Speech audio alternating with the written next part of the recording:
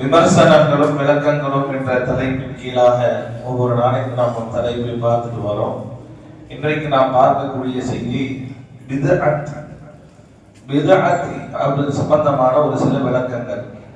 பித்அத்னா என்ன? நீங்க நிறைய பேர் அந்த வார்த்தையை பயன்படுத்துவாங்க. இது பித்அத், இது பித்அத், இது பித்அத்னுவாங்க. நம்மளும் ஏதோ ஒன்று பித்அத் அப்படியா அப்படின்றோம். பித்அத்னா என்னன்னு கேட்டா சொல்ல தெரியாது. பித்அத்னா என்ன? அந்த வார்த்தை எதுக்காக பயன்படுத்தப்படுது அப்படின்னா, சுன்னத்துக்கு மாற்றமான செயலுக்கு பித்அத்னு சொல்லுவாங்க. ஸல்லல்லாஹு அலைஹி வஸல்லம் அவர்கள் எதை சொன்னார்களோ, எதை செய்தார்களோ, எதை செய்வதற்கு அங்கீகாரம் கொடுத்தாங்களோ இதுதான் ஹதீஸ்மா. இதுக்கு மாற்றமா செய்யும்போது அது பித்அத்.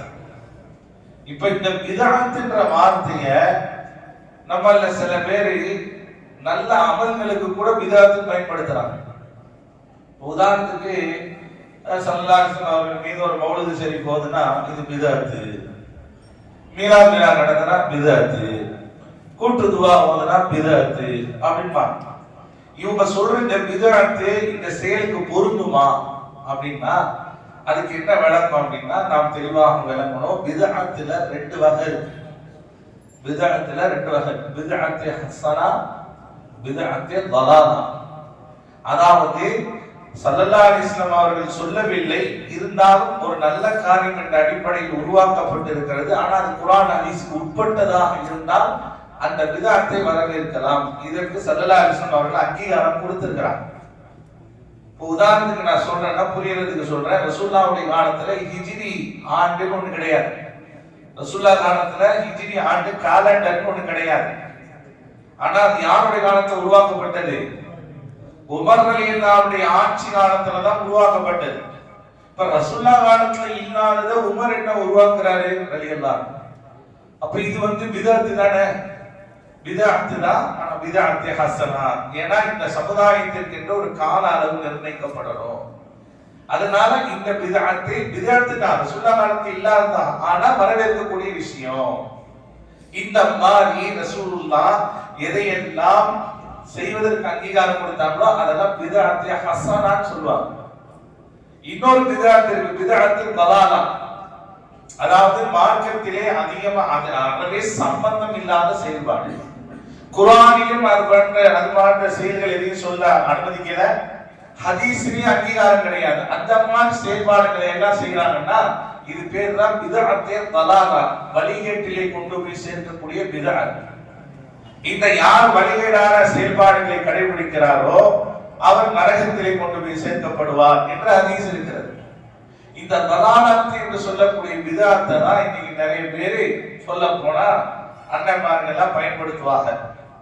பித்அத் தலாலா, புதிதாக உருவாக்கப்பட்டதெல்லாம் வழிகேட்டில கொண்டு போய் சேர்க்கக்கூடியது, வழிகேடு அனைத்தும் நரகத்திலே கொண்டு போய் தள்ளும் அப்படின்பாங்க. இப்ப இந்த ஹதீஸ ஸல்லல்லாஹு அலைஹி வஸல்லம் அவர்கள் எதுக்கு சொன்னாங்க அப்படின்னா, ஐயாமுல் ஜாஹிலியா என்று சொல்லக்கூடிய அறியாமை காலத்தினுடைய நிறைய மூட பழக்கங்கள்லாம் ஊறி போய் நடந்துச்சு. அந்த பழக்கத்தை இந்த சமுதாயம் மீண்டும் கையில் எடுக்க கூடாது என்பதற்காகத்தான் புதிதாக உருவாக்கப்படக்கூடிய செயல்பாடுகளை எல்லாம் அதை நிராகரிக்கப்பட வேண்டும் என்று ரசூலுல்லாஹ் சொன்னாங்க. அந்த ஹதீஸை கொண்டு வந்துதான் இன்னைக்கு நிறைய நல்ல அமல்களுடைய விஷயத்துல புகுத்துறாங்க. ரசூலுல்லாஹ் இப்படி ஒரு ஹதீஸை சொல்லி இருக்கிறாங்க.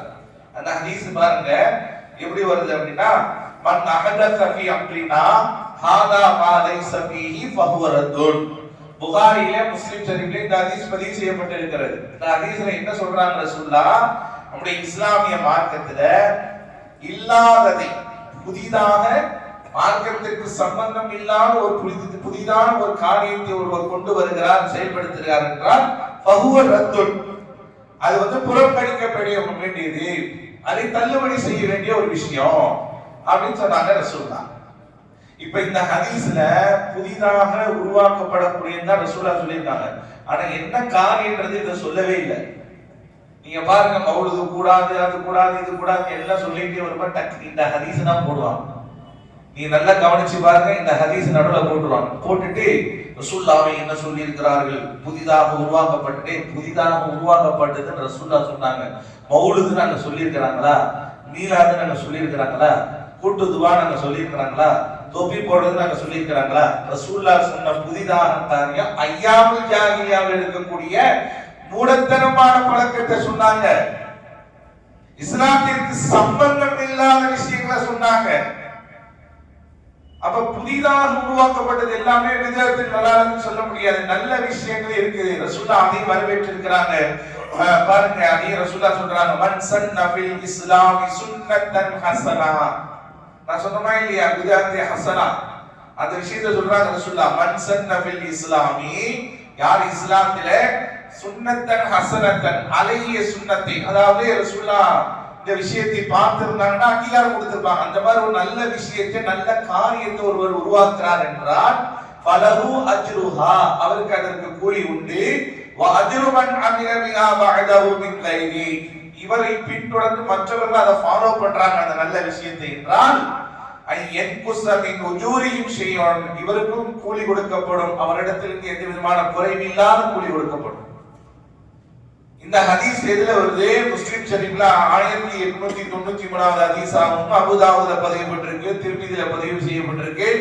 இன்னும் இப்னு மாஜாவுல அபூ ஹுரைரா ரலியல்லாஹு அன்ஹு அவர்கள் இதே கருத்துடைய ஹதீஸை பதிவு செய்றாங்க. இப்னு மாஜாவுல அபூ ஜுஹைஃபா ரலியல்லாஹு அன்ஹு அவர்கள் பதிவு செய்றாங்க. அஹ்மது, பஸ்ஸார், ஹாக்கிம், தபரானி போன்ற கிதாபுகள்ல இந்த ஹதீஸ் பதிவாயிருக்கு. என்னது? புதிதாக நல்ல காரியத்தை உருவாக்கினால் அது வரவேற்கப்பட வேண்டிய விஷயம். இப்ப உதாரணத்துக்கு நம்ம பார்க்கலாம், எவ்வளவு நல்ல அமல்கள்லாம் பிற்காலத்துல உருவாக்கப்பட்டிருக்கு. நம்ம இது சமீபத்துல பேசணும்ல, இந்த கூட்டு துவாக்கள்லாம், இதெல்லாம் ரசூல்லா காலத்துல இப்படிலாம் செய்யணும், சலவாத்து எல்லாம் கூடாது, அவங்க எல்லாம் செய்யணும் அப்படின்னா இது செய்யலையே நல்ல. ரசூலுல்லா செஞ்சிருந்தாங்கன்னா அது கட்டாயமாயிரும். ஒருத்தர் கூட்டு துவாவில் ஒருத்தர் புறக்கணிச்சுட்டு போறாருன்னா அவர் பாவியாக மாட்டார். பட் ஆனா அந்த துவாவுடைய நன்மையை வேணா அவர் விடலாம். ஆனா ரசூல்லா செஞ்சிருந்தாங்கன்னா அது கட்டாயம் இருக்கும். தொப்பி ஒருத்தர் போட்டு தொழுவணும்ன்றத ரசூல்லா நமக்கு கட்டாயமாக்கல. கட்டாயமாக்கினாங்கன்னா அவர் தொப்பி போடாம தொழுதா பாவி ஆயிடுவார்.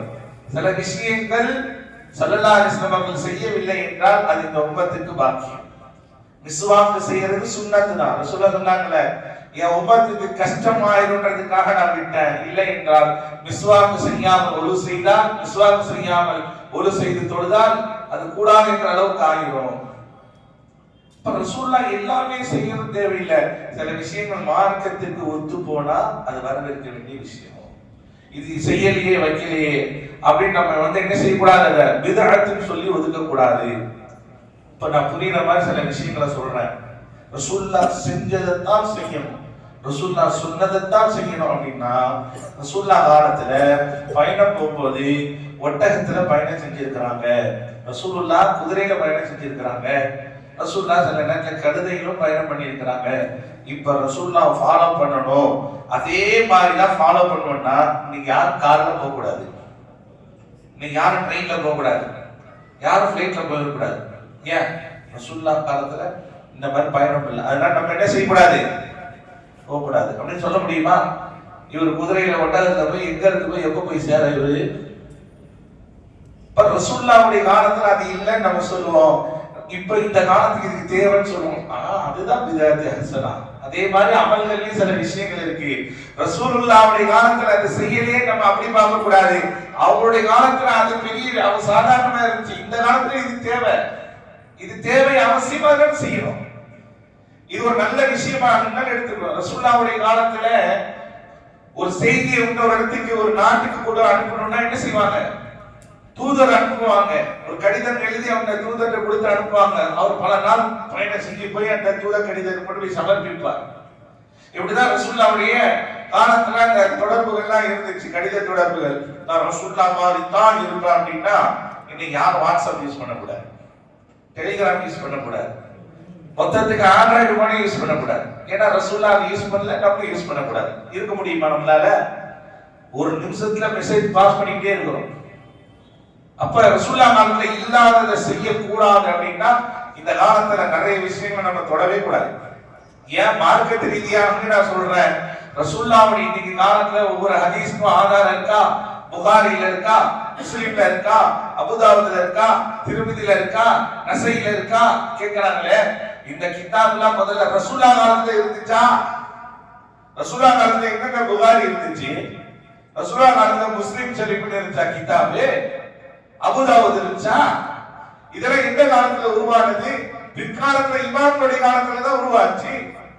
பிற்காலத்துல வரக்கூடிய சமுதாய மக்களுக்கு ஆதாரபூர்வமான செய்தியாக கிதாபுல தொகுத்து கொடுத்தாங்க. ரசூலுல்லாஹ் காலத்துல இந்த ஹதீஸ் கிதாபுகள் இல்லையே. அப்ப அதை ஃபாலோ பண்றோம். அப்ப இதுவே பிதுஅத் இல்லையா? அப்ப இதெல்லாம் பிதுஅத் ஹஸனா, வரவேற்கக்கூடிய விஷயங்கள். ரசூலுல்லாஹ் காலத்துல நான் ஓப்பனா கேட்டேன், தப்பா எடுத்துக்கிறது. ரசூலுல்லாஹ் காலத்துல பிரியாணி இருந்துச்சா? சொல்லுங்க பாப்போம். இன்னைக்கு எல்லாருடைய கல்யாணத்துல என்ன செய்யறோம்? கல்யாணம் முடிஞ்சோன்னு பிரியாணி. இப்போ உள்ள ஹைலைட்டான உணவு அதுதான். உணவு சிறந்த உணவு நம்ம அதுதான். ரசூலுல்லாஹ் காலத்துல பிரியாணி இருந்துச்சா? இல்ல. அப்ப அந்த பிரியாணி இப்ப சாப்பிடுறது லலாலத்துன்னு சொல்ல முடியுமா? இல்ல. அங்கீகரிக்கிறோமா இல்லையா? ரசூலுல்லாஹ் காலத்துல நோம்பு கட்டி வச்சுதான் நோம்பு திறந்தாங்களா? சொல்லுங்க பாப்போம். ஏதாவது ஒரு ஹதீஸை கொண்டு வர பார்ப்போம். இன்னைக்கு எல்லா பள்ளி வாசலையும் அவங்க பள்ளி வாசலையும் தான் நோம்பு கட்டி தலை கட்டுக்கு இவ்வளவு ஏன் போடுற? ரசூலுல்லாஹ் காலத்துல இப்படிதான் வசூல் பண்ணி கட்டி காட்சி எழுதப்படாதா? இந்த காலத்துக்கு தேவை, அவசியம். இதுல ஹராம் இருக்கா இல்லையா? இல்ல. அவ்வளவுதான், முடிஞ்சு போச்சு, ஏற்றுக்கொள்ளலாம். சில விஷயங்களை நாம் ஃபாலோ பண்றது மார்க்கெட்டுக்கு முரணா ஆகாது. இன்னொரு விஷயத்தையும் சொல்றேன். அவங்களே ஒரு ஜமாத்துக்கு பேர் வச்சிருக்கிறாங்களே, டிஎன்டிஜே, ஐஎன்டிஜே, என்னென்னமோ ஜேலாம் வச்சிருக்கிறாங்க. நான் கேட்கிறேன், ரசூலுல்லாஹ் காலத்துல இப்படி ஒரு இயக்கம் இருந்துச்சா? தமிழ்நாடு தௌஹீத் ஜமாத்துன்னு போடுறாங்க உதாரணத்துக்கு. அந்த மாதிரி ரசூலுல்லாஹ் காலத்துல யமன் நாட்டு தௌஹீத் ஜமாத், ஈரோப் நாட்டு தௌஹீத் ஜமாத், மதீனா தௌஹீத் ஜமாத், அந்த மாதிரி ஊர் பேர் போட்டு எங்கேயாவது இருந்துச்சா இயக்கம்? முதல்ல தௌஹீத் ஜமாத்னா என்னது? என்னமோ அவங்கதான் தௌஹீத் ஜமாத் இந்த மாதிரி பேசுறாங்க. தௌஹீத் ஜமாத்துக்கு என்ன தெரியுமா? நம்மளும் தௌஹீத் ஜமாத்து தான். தௌஹீத்னா என்னது? ஏகத்துவ கொள்கையை கொண்டவர்கள். ஏகத்துவ கொள்கைனா என்னது? ஒரே இறைவனை கொண்டு வணங்கக்கூடியவர்கள் எல்லோருமே தௌஹீத் தான். எத்தனை அல்லாஹ் வணங்குறீங்க? எத்தனை அல்லாஹ் வணங்குறீங்க? ஒரு அல்லாஹ் தானே? ரெண்டு அல்லாஹ் இருக்கானா? இல்ல அல்லாஹ் நான் அல்லாஹ்வா ஏத்துக்கல, நான் வேற ஒருத்தரை கடவுளா ஏத்துக்கிட்டேன் அப்படின்னா அவன் தௌஹீத் இல்லைன்னு அர்த்தம். எல்லாரும் சேர்ந்து என்ன செய்வோம்? அந்த அல்லாஹ்வை தான் வணங்குறோம், அந்த அல்லாஹ்வை தான் ரப்பா ஏத்துக்கிறோம். இதான் தௌஹீத். என்னமா ஒருத்த மட்டும் தான் அல்லாஹ் வணங்குற மாதிரி தௌஹீத் ஜமாத். அப்ப நாங்க என்ன ரெண்டு அல்லாஹ்வை வணங்குறோம்? எல்லாருமே அல்லாஹ் வணங்கும் போது எல்லாருமே தௌஹீத் தான். அப்ப தௌஹீத் என்பது ஒரு இயக்கத்தின் பேர் அல்ல, ஏகத்துவ கொள்கையினுடைய பெயர். அப்ப அப்படி இருக்கும்போது நீ ஒரு கொள்கையினுடைய கட்சியின் பெயராக, இயக்கத்தின் பெயராக வச்சிருக்கிற, முதல்ல இதுக்கு நீ ஆதாரம் கண்டு பார்ப்போம். ரசூலுல்லாஹ் காலத்துல இப்படி வச்சிருக்காங்க, இப்படி வச்சிருந்தாங்களா? டிஎன்டிஜே அப்படின்னு ஒரு ஐஎன்டிஜே வச்சிருக்கிறிய, எங்க ரசூலுல்லாஹ் அந்த மாதிரி வைக்க சொன்னாங்க? உனக்கு அடையாளங்கள் அடிப்படையில் உனக்கு தேவை, அதனால நீ இப்ப வச்சிருக்கிற. வழிமார்கள் பேர்ல கந்தூரிக்கு கொடியேத்துனா சிறுக்கு பிதஅத்ன்றான். ஆனா அவன் மட்டும் ஆர்ப்பாட்டத்துக்கு கொடி பிடிச்சிட்டு போறான். ஏன்னா அது தலாலத்துனா நீ பிடிக்கிற கொடிய தலாலத்து தானே. எந்த கொடி ஏத்தின பிறகு இந்த கொடி தான் அல்லாஹ் யாரும் சொல்லல. இஸ்லாத்தினுடைய சின்னம் தான் கொடி. கொடி என்பது அது அல்லாஹ்வா பார்க்கல. கொடி என்பது அடையாள சின்னம். போரின் போது ஸல்லல்லாஹு அலைஹி வஸல்லம் அவர்கள் சில சஹாபாக்கள் கையில கொடி கொடுத்திருக்கிறார்கள். அதன் அடிப்படையில் தான் கொடி உருவானது. கட்சியின் கொடியாக இருக்கிறது. கட்சி ரீதியா, இயக்க ரீதியா கொண்டு போனா அது உணர்வு பூர்வமான செய்யலாம். அதே போல வழிமார்கள் பெயராக சென்ற பிதஅத். இதுக்கு ஆதாரம் இல்லையா? அதாவது எல்லாத்துக்கும் ஆதாரம் இருக்கு. இவர்களுக்கு தேவைன்னா ஏத்துக்குவாங்க, இல்லைன்னா பிதஅத்ன்னுவாங்க. அருமையான பெருமக்களே, சொல்ல வரக்கூடிய செய்தி என்னவென்றால், மார்க்கத்திலே அனுமதிக்கப்பட்ட செயல்பாட்டுக்குள்ளே செய்யக்கூடிய எந்த செயலுமே இஸ்லாத்திலே வரவேற்கக்கூடிய ஒரு விஷயம் தான். நான் நிறைவா ஒரு விஷயத்தை சொல்லி முடிக்கிறேன். சஹாபாக்களுடைய வாழ்க்கையில கூட இப்படி இருந்தது. ரசூலுல்லாஹ் சில விஷயங்களை செஞ்சிருப்பாங்க, அதை விட கொஞ்சம் கூடுதலாக சஹாபாக்கள் முக்கியத்துவம் கொடுத்து செஞ்சிருப்பாங்க. உதாரணத்துக்கு நான் சொல்றேன், ரசூலுல்லாஹ் எப்ப காபாக்கு வந்தாலும் ருக்னே யமானி என்று சொல்லக்கூடிய இந்த காபாவுடைய 4 மூலை இருக்கு. 4 மூலை, அந்த முனைப்பகுதி, அந்த 4 முனைப்பகுதியில ருக்னே யமானி என்று சொல்லக்கூடிய 2 முனைப்பகுதியில ரசூலுல்லாஹ் முத்தமிடுவாங்க. இந்த காபாவுடைய 2 முனைங்க. நீங்க உம்ராக்கு ஹஜ்ஜுக்கு போனாலும் போகக்கூடியவங்களா இருந்தா நீங்க பாப்பீங்க. இந்த காபாவுடைய 4 மூலையில ருக்னே யமானி என்று சொல்லக்கூடிய அந்த 2 மூலையில ரசூலா முத்தமிடுவாங்க. ஹதீஸ்ல வருது. இப்படி இருக்கும்போது ஒரு கட்டத்துல அப்துல்லா இப்னு அப்பாஸ் ரலியல்லாஹு அவர்களும் மஆவியா ரலியல்லாஹு 2 பேரும் காபத்துல்லாஹ்க்கு வரும்போது அப்துல்லா இப்னு அப்பாஸ் ரலியல்லாஹு என்ன செஞ்சாங்க தெரியுமா? காபாவுடைய 4 மூலையிலும் முத்தமிட்டாங்க. கவனிக்கிறோம். ரசூலா எந்த மூலையில முத்தமிட்டாங்க? ருக்னே யமானி என்று சொல்லக்கூடிய அந்த 2 முனையில தான் முத்தமிட்டாங்க. ஆனா அப்துல்லா இப்னு அப்பாஸ் ரலியல்லாஹு காபாவுடைய 4 முனையிலும் முத்தமிட்டாங்க. பக்கத்துல இருந்து வாங்கியார் கேட்டாங்களா, என்ன அப்துல்லா இப்னு அப்பாஸ் ரசூலுல்லாஹ் 2 முனையில தான முத்தமிட்டு இருக்காங்க, நீங்க என்ன 4 முனை கூட 2 சேர்த்து கொடுக்குறீங்களே அப்படின்னே. அப்ப அப்துல்லா இப்னு அப்பாஸ் ரலியல்லாஹு சொன்னாங்களா, காபாவுடைய எந்த பகுதியுமே கண்ணிய குறைவானது இல்லையே, காபாவுடைய மற்ற 2 பகுதி கண்ணிய குறைவானது இல்லையே, அது கண்ணியமானது தானே. ரசூலுல்லாஹ் கொடுத்திருக்கிறாங்கன்னா அதுக்கு ஒரு காரணம் இருக்கும். நாம் இதை கொடுக்கிறதுனால தவறு ஒன்றும் இல்லை என்பதை சொல்றான். அப்ப இங்க இன்னும் அப்துல்லா இப்னு அப்பாஸ் அதிக பரிசுமா முத்தம் கொடுத்திருக்கிறாரு அப்படி விளங்க கூடாது. அவர்கள் அவங்களுடைய கண்ணோட்டத்துல ரசூலுல்லாஹ்வுடைய மற்ற நேரத்துல அவங்களுடைய வாழ்க்கையில பக்கத்துல இருந்து பார்த்து மற்ற 2 பகுதிக்கும் முக்கியத்துவம் கொடுத்த விஷயங்கள்லாம் அவங்க மனசுல செஞ்சிருக்கலாம். இப்ப இதை அதிக பரிசும் செய்யக்கூடாது. ரசூலுல்லாஹ் வாழ்க்கையில எத்தனை ஹஜ்ஜி செஞ்சிருக்காங்க? எத்தனை ஹஜ்ஜி செஞ்சிருக்காங்க? ஒரு ஹஜ்ஜி தான் செஞ்சிருக்காங்க. இப்போ ஒருத்தர் 2வது வாட்டி ஹஜ்ஜி செய்யறதுக்கு வாய்ப்பு கிடைக்கும், இல்ல 3வது வாட்டி ஹஜ்ஜிக்கு போறாரு. இப்போ இத பிதஅத் நான் சொல்லுவோம், ரசூலுல்லாஹ்வே ஒரு ஹஜ்ஜி தான் செஞ்சிருக்காங்க, நீ என்ன 2 ஹஜ்ஜி செய்யற, நீ என்ன 3 ஹஜ்ஜி செய்யற, நீ என்ன ரசூலுல்லாஹ்வோட மிஞ்சினவனா அப்படியே கேட்க முடியும்?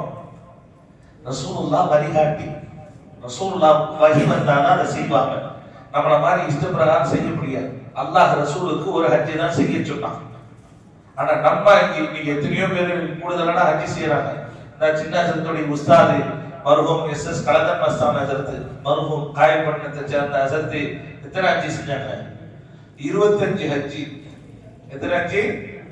காயப்பட்டினத்துல ஹஜ்ரத்துல் காதியா அரபு கல்லூரியினுடைய முதல்வராக பணியாற்றி காலம் சென்றிருக்காங்க. கலைநல்லூரை சார்ந்த உஸ்தாத் அவங்க 25 ஹஜ்ஜி செஞ்சாங்க. ரசூலுல்லாஹ் ஒண்ணுதான் செஞ்சிருக்காங்க. அப்ப கலந்தன் மஸ்தான் ஹஜ்ரத் ஓவர் டேக் பண்ணிருக்காரு ரசூலுல்லாஹ்வை அப்படின்னு சொல்ல முடியுமா? 25 இல்ல 25,000 ஹஜ்ஜி செஞ்சாலும் ரசூலுல்லாஹ்வுக்கு ஈடாக முடியாது. அதுக்காக இது பிதஅத் என்பதல்ல, இது பிதஅத் ஹஸனா, இது நல்ல அமல்கள், நல்ல காரியம். அப்ப ஏன் ஹஜ்ரத் அவ்வளவு தூரம் போனாங்கன்னா ஹஜ்ரத் வழிகாட்டியா கூட்டிட்டு போனாங்க. அல்லாஹ் அவர்களுக்கு வாய்ப்பு கொடுத்தா, அவங்க போனாங்க, வழிகாட்டினாங்க. அல்லாஹ் அவர்களுக்கு இபாதத் செய்யக்கூடிய பாக்கியத்தை கொடுத்தான். எவ்வளவுதான் முட்டை இபாதத்து செஞ்சாலும் ரசூலுல்லாஹ் மிஞ்சி யாரும் போக முடியாது. அதான் விஷயம். அப்ப ரசூலுல்லாஹ் சொல்லாததை நம்ம செய்யறோமே, இது மார்க்கத்தில் புறக்கணிக்கக்கூடியது என்று அல்ல, மார்க்கத்தில் அனுமதிக்கப்பட்டிருக்கா செய்யணும். மௌலூத் ஓதும்போது பிதஅத் பிதஅத் பிதஅத் ரசூலுல்லாஹ் இப்படி செய்ய சொல்லல, ரசூலுல்லாஹ் செய்ய சொல்லலன்னா செஞ்சிருக்கிறான். ஹஸ்ஸான் இப்னு சாபித் என்று சொல்லக்கூடிய அந்த சஹாபிய நீங்கள் மேடை அமைத்து உட்கார்ந்து கவிபாடுன்னு சொன்னாங்க, ஹதீஸ்ல வருது. அப்ப அங்கீகாரம் கொடுத்துட்டாங்கல்ல, ரசூலுல்லாஹ் புகழ்ந்து படிக்கிறதுக்கு இதுதான் ஆதாரம். அதாவது இவனுக்கு பிடிக்கல அப்படின்னா எப்படி இட்டு கட்டுவாங்க, இவனுக்கு தேவை அப்படின்னா எப்படி வளர்ச்சி உள்ளப்படுத்துவாங்க. ஆக இது போன்ற பொதுவாக ஐயாமுல் ஜாஹிலியாவில் சொல்லப்பட்ட அந்த கருத்துக்களை தான் ரசூலுல்லாஹ் புறக்கணித்தார்களுடைய மார்க்கத்திலே அனுமதிக்கப்பட்ட நல்ல அமல்கள், பராத்துடைய நோன்பு விஷயங்கள், மேராஜுடைய நோன்பு விஷயங்கள், இந்த மாதிரி நல்லறங்கள்ல செய்யும் போது இதெல்லாம் பிதஅத்னு சொன்னாங்கன்னா நம்பாதீங்க. அதுக்கு இதுக்கு சம்பந்தம் இல்லாத விஷயங்கள். ரசூலுல்லாஹ் சொன்ன இந்த ஹதீஸ் வேறு வேறு காரியங்கள். இப்போ உதாரணத்துக்கு குறி ஜோசியம், கிளி ஜோசியம், தைராக ஜோசியம், சம்பிரதாயங்கள், நல்ல நேரம் பார்க்கறது, இதெல்லாம் இஸ்லாத்திலே அனுமதிக்கப்படாது. இந்த மாதிரி விஷயத்தை தான் கொண்டு வராதீங்க புதுசா, இதெல்லாம் மார்க்கத்தில் அனுமதி இல்லைன்னு என்று புறக்கணிச்சாங்க. அதைத்தான் அதை சொன்னாங்களே ஒழிய நல்லறங்களுடைய விஷயத்தில் இல்லை என்பதை நாம் விளங்க வேண்டும். வல்லோன் அல்லாஹ் தஆலா புரிந்து செயல்படக்கூடிய ஆற்றலை தந்தருள்வானாக.